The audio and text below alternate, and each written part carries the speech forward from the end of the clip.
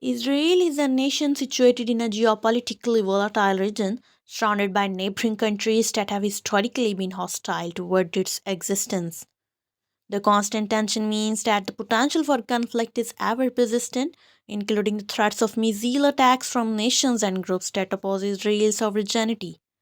Given its proximity to these adversaries, Israel faces an ongoing and significant risk of missile strikes.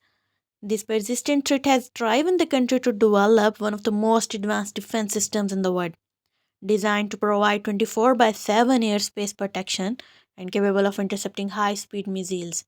Have you ever wondered just how effective Israel's defense system truly is, or what the broader implications might be as Israel continues to push the boundaries of military technology and innovations in defense? Israel's relentless pursuit of security has led to the rigorous testing and development of an incredibly advanced aerial defense system. This cutting edge missile defense network operates round the clock, serving as a protective shield capable of intercepting high speed missiles. It's not just a defense mechanism, it's treatment to Israel's resilience, ingenuity, and determination to safeguard its people.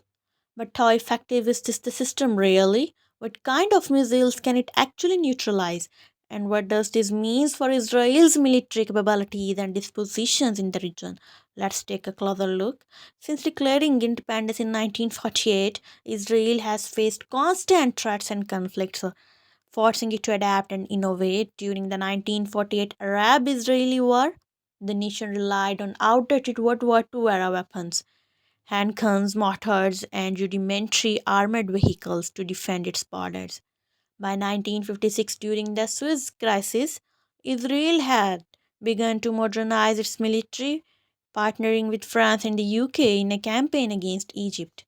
This conflict marked a turning point, showcasing the growth strength of Israel's air force with the introduction of more advanced aircraft.